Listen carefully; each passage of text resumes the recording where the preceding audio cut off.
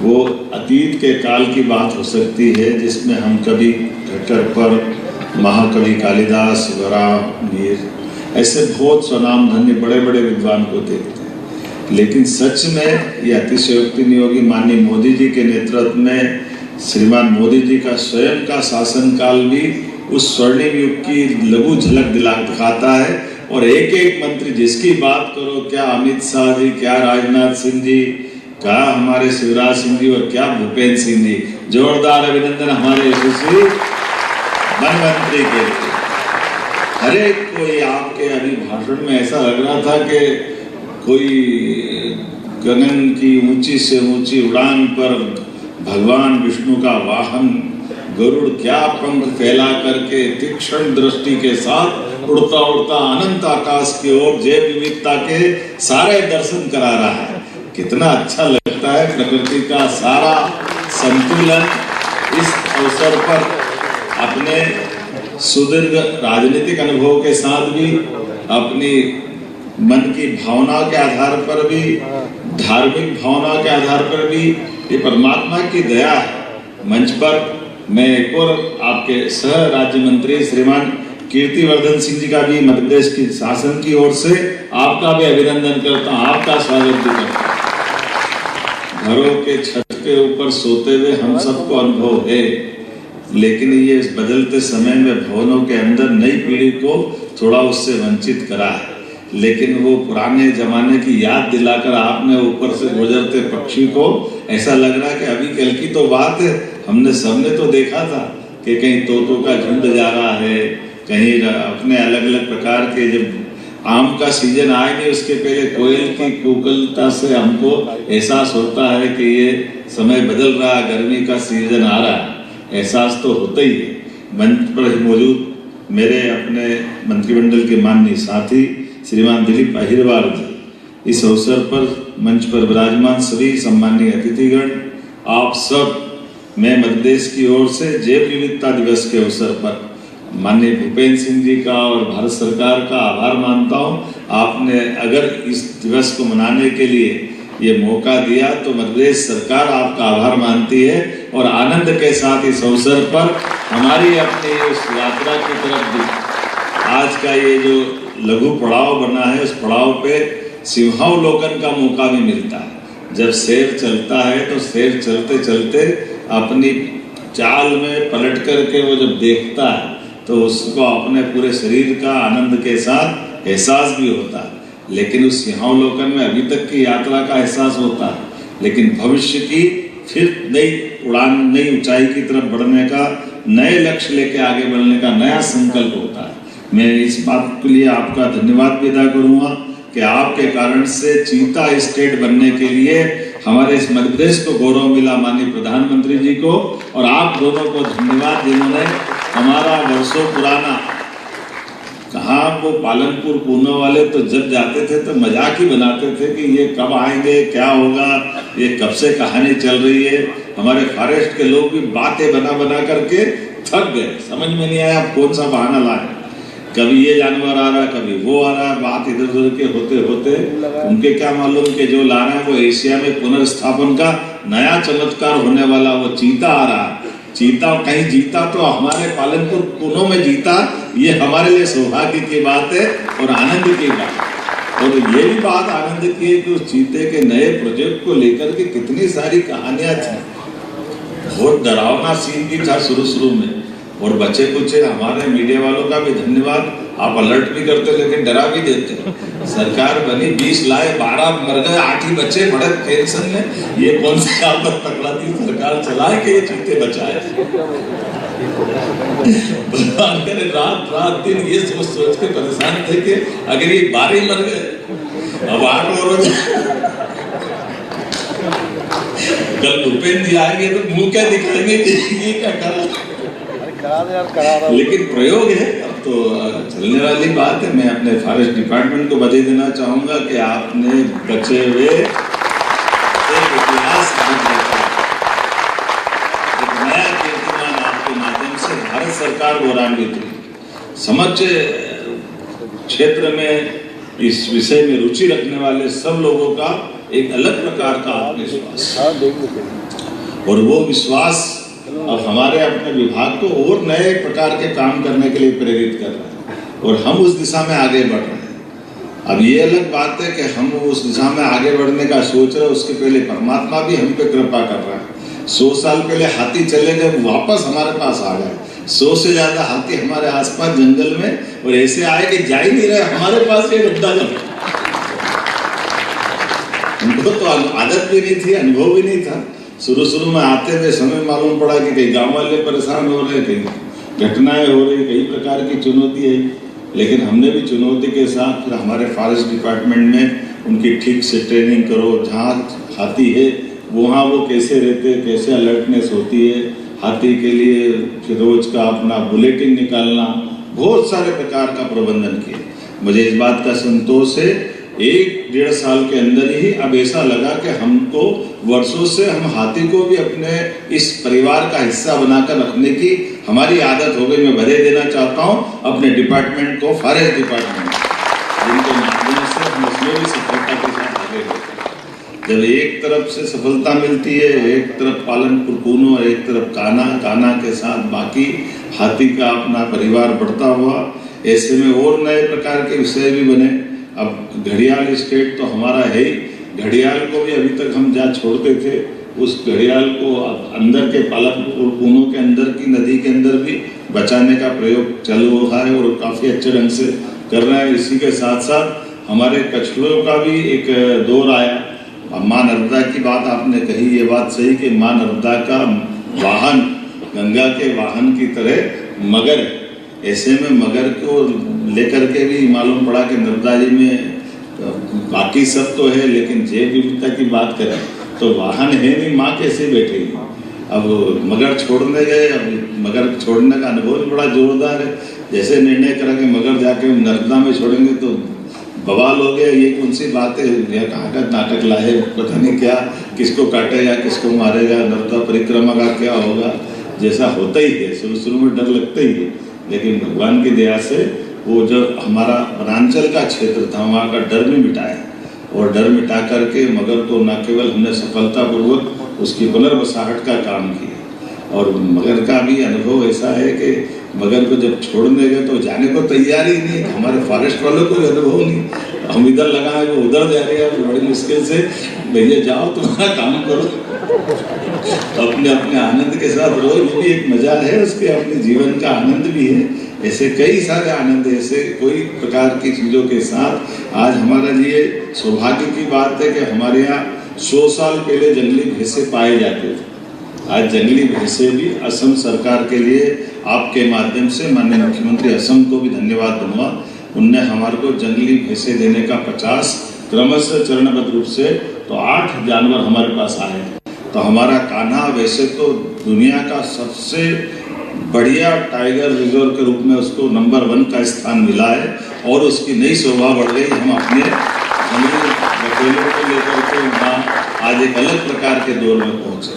तो जिनको जिज्ञासा है, रुचि है, आनंद है, और सबसे बड़ी बात हमारी सनातन संस्कृति में सहअस्तित्व की भावना के बलबूते पर सारे जंगल के वो सब प्राणी जिनके कारण से जंगल की शोभा बढ़ती है, वो सब हमारे यहाँ होना चाहिए। इस दिशा में हम आगे बढ़ रहे हैं। दुर्लभ प्रजाति के 33 कछुए, घड़ियाल, लुप्त प्राय गिद्ध, अब गिद्ध भी हम यहाँ छोड़ रहे हैं भोपाल में, और मजा तब आता कि वहाँ पहुँच गया उज्बेकिस्तान पर, तो आनंद आता है। तो मालूम पड़ा कि उसके अपने ट्रांसलोकेशन की सीमा के बलबूते पर जो हम प्रयोग कर रहे हैं उसकी सफलता के लक्षण भी दिखाई दे रहे हैं। आने वाले समय में आपके नेतृत्व में और भी बहुत सारे काम करें।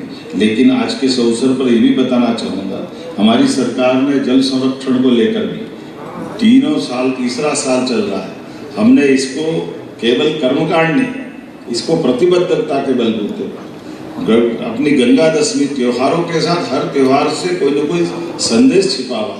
तो इस साल भी लगातार हम अब की बार तो और 3 महीने तक गुड़ी पड़वा से 30 जून तक गंगा दशमी को बीच में लेकर के अपने प्रदेश भर के अंदर इसमें बहुत बड़े पैमाने पे काम कर रहे हैं, जिसके बलबूते पर अगर मैं इसका आंकड़ा देखता हूँ तो आंकड़ा हमारे लिए बहुत गौरवान्वित करता है कि हमारे अपने इस राज्य के अंदर ही लगभग 3000 करोड़ से 56,000 से अधिक जल स्रोतों का जीर्णोद्धार और निर्माण, साथ ही साथ 827 बावड़ी, 1200 से अधिक तालाब, 212 से अधिक नदियों में साफ सफाई के काम, 18 लाख से अधिक नागरिकों की भागीदारी करते हुए मुझे इस बात की प्रसन्नता है।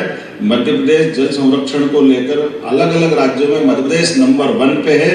मुझे इस बात का संतोष भी है कि हमारे जल संरक्षण को लेकर की प्रतिबद्धता भी है। साथ ही साथ इसके अलावा भी और भी बहुत सारे काम हम कर रहे हैं।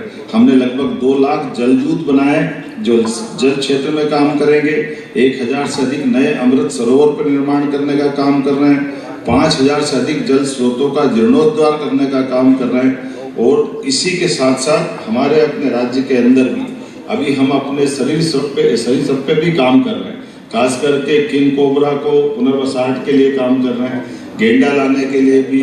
और जहाँ जहाँ हमारे टाइगर रिजर्व वहाँ वन्य जीव का रेस्क्यू सेंटर भी बनाना है। इसकी बड़ी कमी है क्योंकि कई बार वन्य जीव को घायल हो गया, कोई कारण से बीमार हो गया या उसकी जान पे कोई संकट आया, सबको उठा करके हम वन विहार भोपाल में लाते हैं। इसकी 2 कष्ट होते हैं, एक तो वातावरण भी बदल जाता है और कई बार इसकी जो आप भी कष्ट समझते हैं कि एकदम जंगल के जानवर को जब उठा के लाएंगे तो उसको जो स्वाभाविक वातावरण में रखने के, उसको रात दिन संभालने के, उसके तरह के लोग के बजाय दूसरे तरह के लोगों से संपर्क आता है। तो आज हमने इसका बीते समय निर्णय किया कि जितने हमारे टाइगर रिजर्व उनके पास में ही रेस्क्यू सेंटर भी बनाएंगे। उसके 2 हमको एक तरह से लाभ भी मिलेंगे कि जंगल के अंदर के जानवर को आने वाले कष्ट का भी निराकरण करेंगे और ये जागृति भी फैलाएंगे। मैं उम्मीद करता हूँ ऐसी बहुत सारी बातें मैं बता सकता हूँ, लेकिन घड़ी अब समय के लिए मना कर रही कि अब ज़्यादा मत बोलो, अपना इस भाषण को धीरे धीरे किनारे लाओ। लेकिन सच में आज का दिन आनंद आ गया। 1 फिल्म, 2 फिल्म, 3 फिल्म, जो देखो वो आइटम इतने बढ़िया बढ़िया, क्या आनंद आ रहा अपने इतने प्रकार के आयोजनों के साथ। तो हमारी अपनी सच में जैव विविधता के साथ इस कार्यक्रम की विविधता में मजा आ गया। मेरी अपनी ओर से बधाई, बहुत बहुत धन्यवाद। बहुत बहुत धन्यवाद माननीय मुख्यमंत्री जी। किया गया धरती के सबसे अच्छा उपहार है, इसको संजो कर रखना मुझे लगता है ये बायोडायवर्सिटी दिन का सबसे बड़ा संकल्प होगा। और जब मैं कभी अमरकंटक जाता हूं तो जो ट्रेडिशनल नॉलेज की बात करते हैं, हमारे जो तेगा समुदाय के लोग हैं, हमारे जो आयुर्वेद के लोग हैं, और वहां पर जाने के बाद कम से कम जितने बच्चे भी यहाँ पर बैठे हुए हैं, ये भी जितनी वनस्पतियों के नाम नहीं बता पाएंगे, वो सहज रूप से उनके नाम और उनका उपयोग, उनकी आवश्यकता उसको बताने का काम करते हैं। भारत में एक परंपरा रही है कि हम वन संपदा का भी उपयोग, सामान्यतः जो हम त्योहार मनाते हैं वो उसके दोनों लक्ष्य होते हैं, एक वन संपदा का संरक्षण है और एक उसका सही, उसका फल या फूल आने का समय तभी उसका हम उसको तोड़ने का कार्य करते हैं। जो चीज हम बना नहीं सकते, कम से कम उसको बिगाड़े ना, ये आज की मानवता को सबसे बड़ा संदेश है जो बायोडायवर्सिटी दिवस पे हमें लेना चाहिए। इस धरती पे जितनी भी जैव विविधता है वो हमें भोजन प्रदान करती है, वो हमें दवाई प्रदान करती है, वो हमें जीवन प्रदान करती है। और हमें लगता है कि हमने बहुत कृषि का उत्पादन करा, पर आप मान के चलिए कि आपकी थाली में केवल गेहूं और चावल हो, उसमें किसी भी प्रकार का कोई और जीरे का छोंक ना हो, कोई चटनी ना हो, कुछ ना हो, तो शायद आपको 5 या 10 दिन के बाद खाने से भी बोरियत हो जाएगी। ये जो नेचर की जो विरासत है, ये इतनी संपन्न जो जैव विविधता है, इसकी कई बार हम कल्पना नहीं करते हैं। जैसा कि नेशनल बायोडायवर्सिटी बोर्ड के प्रेजेंटेशन में भी दिखाया गया कि हम धरती का 2.4% भूभाग रखते हैं, लेकिन हमारे यहाँ पर जब बॉटनिकल सर्वे ऑफ इंडिया ने अपना जो प्रकाशन निकाला था, लगभग 36,000 उन्होंने फ्लोरा का उसमें उल्लेख किया है। हमें लगा कि 36,000 किस्म की अगर वनस्पतियां हैं तो भारत कितना समृद्ध होगा, पर ये जो 36,000 हैं ये दुनिया का केवल 8% भाग ही हिस्सा है। अगर दुनिया में देखा जाए तो दुनिया में वनस्पतियों की संख्या बहुत ज्यादा है, और इसलिए जो सबसे बड़ा लक्ष्य इस साल हमने बायोडायवर्सिटी दिवस का दुनिया में जो तय किया है, acting locally for global impact. अब कई बार मैं आयुर्वेद वालों को भी कहता हूं कि भाई आयुर्वेद में छोटी सी चीज है कि आयुर्वेद औषधि में अशोक की छाल का उपयोग किया जाता है। अब उस एक पेड़ को जिसमें छाल आती है उसको लगभग 40 साल लगते हैं। आप एक ही दिन में सबको डिब्बे में पीसकर आयुर्वेद की दवाई अगर बना भी दोगे तो उसके बाद क्या करोगे? सब वनस्पतियों के आने की अपनी एक सीमा है, पेड़ पौधों के लगने की एक सीमा है। और अमरकंटक में भी जाएंगे तो पहाड़ के एक तरफ जो सूरज आता है वहां एक अलग तरह की वनस्पतियां हैं, जहां सूरज डूबता है वहां अलग तरह की वनस्पतियां हैं, और नेचर का पूरा एक सिस्टम है। अभी 2-3 दिन पहले हम लोग प्रोजेक्ट चीता का रिव्यू कर रहे थे।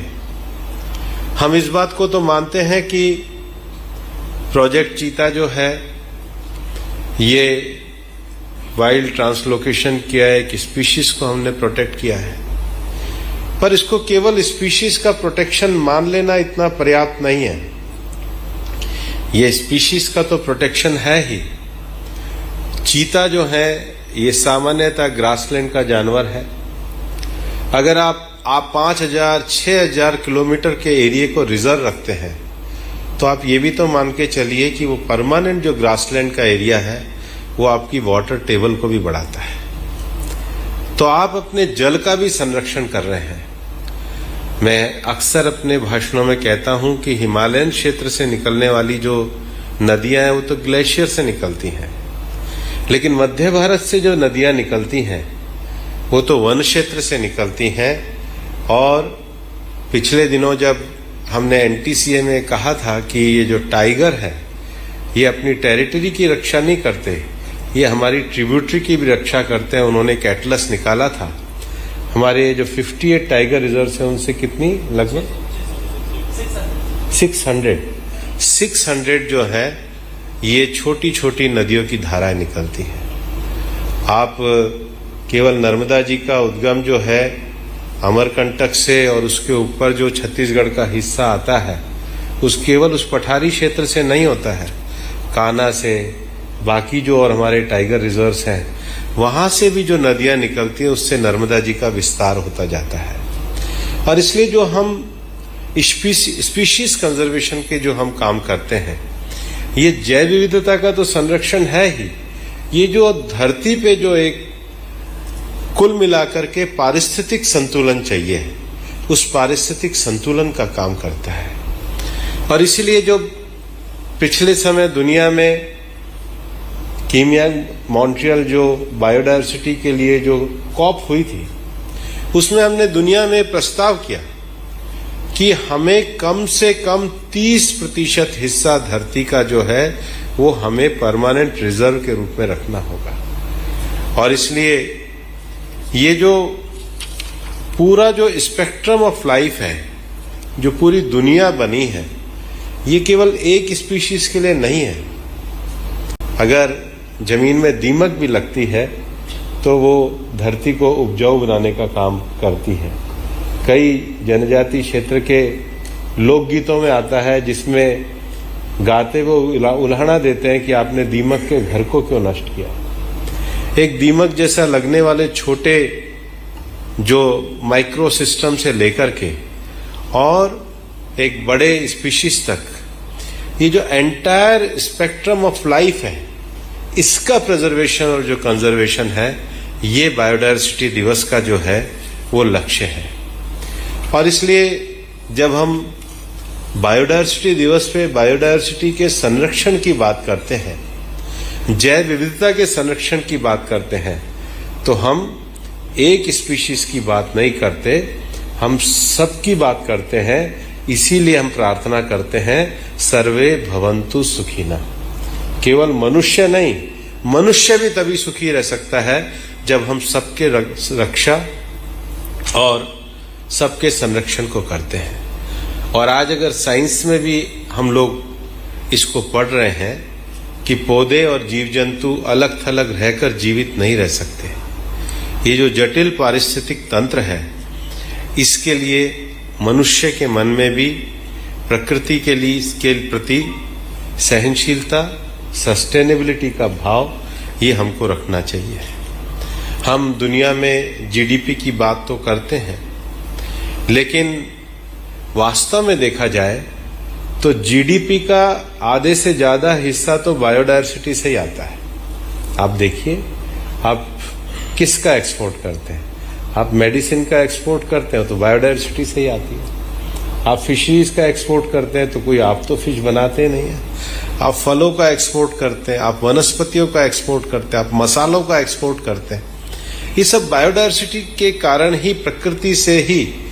और आज इंसान जिस एनर्जी बेस जीवन पे जी रहा है, जो फॉसिल फ्यूल से लेकर के और एनर्जी सोर्स से हम एनर्जी बना रहे हैं, वो नेचर ही तो हमको देती है। हम उसका प्रोडक्ट बना सकते हैं, लेकिन उसका जो ओरिजिन है वो नेचर है। और इसलिए दुनिया में कितनी ही मशीन की क्रांति आ जाए, आज भी 1 अरब से ज्यादा लोगों की जो आजीविका है वो वनों पे आधारित है। और मनुष्य ने लगभग अपनी गतिविधियों से आज 70% से ज्यादा जो नेचर का हिस्सा है उसको अपने विकास काम में प्रभावित किया है। और ये तो जो ग्रीन हाउस और कार्बन गैस का जो उत्सर्जन है, आप मान के चलिए कि अगर धरती पर 2/3 समुद्र ना हो तो कार्बन जो एब्जॉर्ब करने की जो प्लेस है वो खाली प्लेस ना हो, इतना हम कार्बन का उत्सर्जन कर रहे हैं। अगर वो जो खाली पड़ा हुआ जो 2/3 हिस्सा समुद्र का है उसमें अगर कार्बन सोखने की क्षमता ना हो तो धरती का तापमान तो अभी तक इतना बढ़ गया होता कि धरती मंगल ग्रह बन जाती। बाद में कोई और ग्रह के लोग आके पता करते कि यहाँ कब जीवन होता था। हम अपने जीवन को अपने गतिविधियों से चुनौती दे रहे हैं। और इसलिए जो ग्रीन हाउस गैस का उत्सर्जन है उसका लगभग आधा हिस्सा वातावरण में बना रहता है, शेष आधा हिस्सा भूमि और महासागरों के द्वारा अवशोषित किया जाता है। और इसलिए इस पारिस्थितिक तंत्र में जैव विविधता जो है वो हमारे कार्बन सिंक का काम करती है। मैं ये कहना चाहता हूँ, आज भी बहुत क्षति होने के बाद धरती पर 30% भाग जो है वो वनों से आच्छादित है। भारत में भी लगभग 23% जो है वो वन आच्छादित है।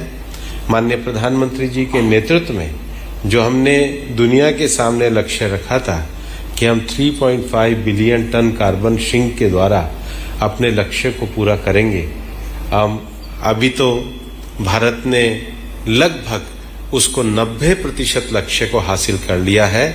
और हमने जो दुनिया को अपना टारगेट दिया है 2030 तक प्रधानमंत्री जी के नेतृत्व में, हम निश्चित रूप से उसको हासिल करेंगे।